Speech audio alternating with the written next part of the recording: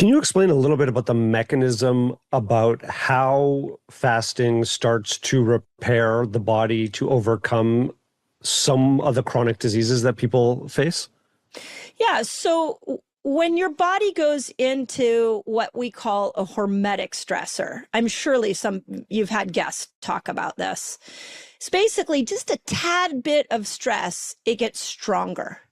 So when we're looking at chronic diseases, I would say probably the number one commonality of all chronic disease is a messed up metabolic system. So if you have a high hemoglobin A1C up in the sixes or in the late fives, you are setting yourself up for chronic disease. This is a very well-known fact. When I start, let's just use the 5-1-1 as an example. 5 days a week, I'm going 15 hours. 1 day a week, maybe I'm going all the way to dinner. I'm going 22 hours. Every time you are in those fasted states, you are telling your body, go find the food you stored years ago and clean this metabolic mess up. And it starts to clean the system up and hemoglobin A1C comes down. I feel like I could probably spend the whole rest of my career just teaching people how to bring their hemoglobin A1C down, because if they do that, then we start to see all these chronic diseases go away. What goes away if you lower hemoglobin A1C? Okay, well, so Alzheimer's is off. Dementia's off the table. Many cancers are off the table. Autoimmune challenges off the table. Infertility off the table. Cardiovascular disease, highly connected to a poor metabolic system, off the table. Fatty liver disease, over 30% of Americans are going to have fatty liver disease by the time we hit in the next 10 years. So every single chronic disease has a metabolic root back to poor metabolic health. Immune system during the pandemic, there was all these articles that came out that said 17% of Americans are metabolically healthy. Only 17%. We can see that as metabolic syndrome, metabolic disease, poor metabolic health has gone up, so has chronic disease. Now, I'm sure there's some obscure ones, but all the major ones, the top killers, all have roots back to poor metabolic health. And just not doing something is the way to fix it. It is. I mean, think about it. How many more fancy diets can we come up with? Come on now. This is why I'm a little cynical about the counting of protein. One of my favorite memes I've seen all year is, I'm sorry, I can't go to work today. I need to count my protein. Come on now. Let's just put protein at every meal. Let's just make it simple. And let's start tacking these fasting windows on, and you will find that your metabolic health will be effortless. And I'm not Pollyanna-ish. I have probably led more people through fasts than any other human on the planet. I've been doing this for over 10 years. And it's like magic. And I know it's hard because losing weight, getting the metabolic system right, we feel like it's complicated. It's not complicated. Eat real quality food and start tacking these fasting windows on and watch what happens. I almost want you all to try it and let me come back in 2 months and you tell me what you find, because I cannot be convinced otherwise, because I've just watched so many people benefit from it. I mean, this is a synchronistic moment for me personally. I was at the doctor this morning. I'm in what I consider fairly good health, but the heaviest I've been in my personal life, with a couple of biomarkers that are out of range that were surprising to me, that are sort of in the pre-state where they're like, well, we can't do anything for you right now, but come back when it's a real problem, which I'm like is a huge red flag for me. And I had tried fasting before, but was never really serious about it. Right? I'd known about it, I'd heard about it, but I'd never really done it consistently enough. And this could be the moment where we don't speak to each other until 3 o'clock every day for the rest of our life. Give him 3 days. I give you 3 days. Don't talk to him for 3 days. 3 days. I'm going to get on my cycle. What did I say when you said you're the, quote, heaviest you've been? What did I say? You said I was still skinny, but no. What I said, I did say you're still skinny.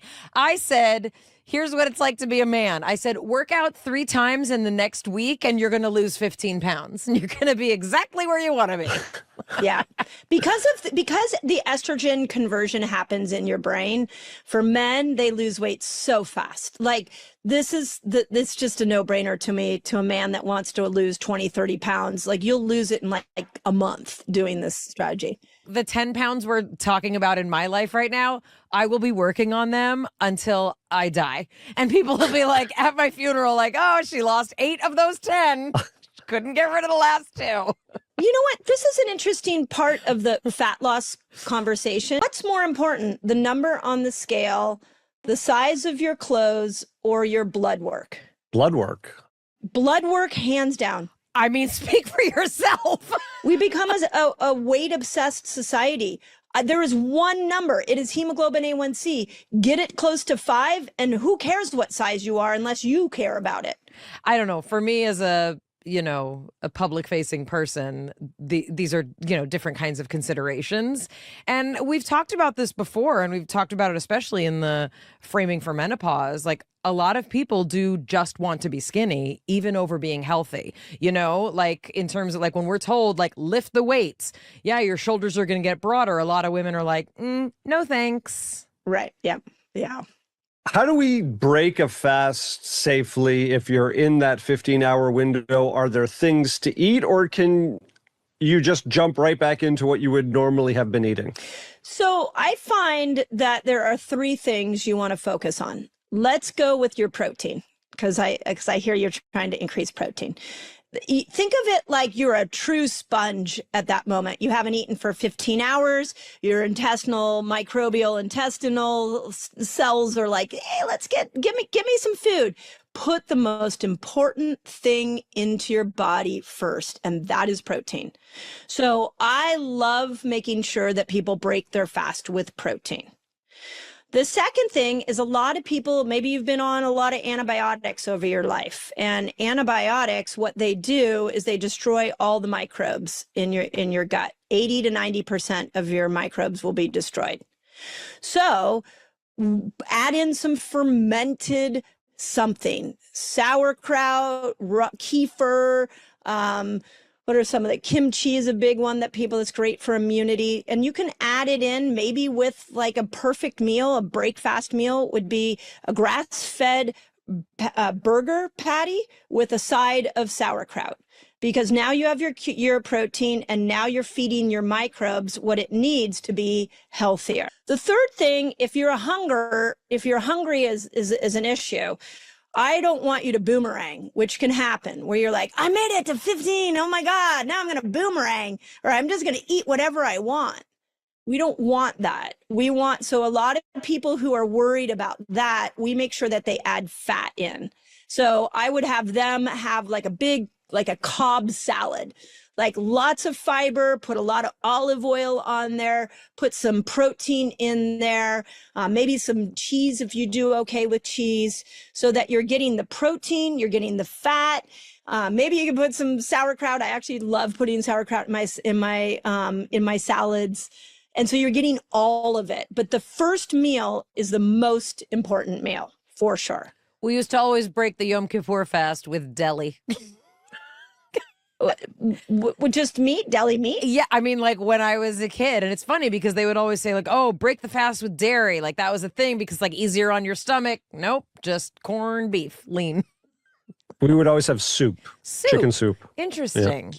So chicken soup is phenomenal. I mean, there's some incredible benefits of chicken soup for not only lung health, but just chicken in general has so many great nutrients for cartilage, for skin.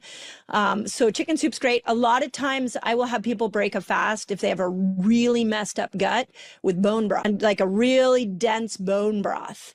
And then and then that also, it's fatty, it's got protein, it's a good way to ease into food. And then they find that they're not as hungry.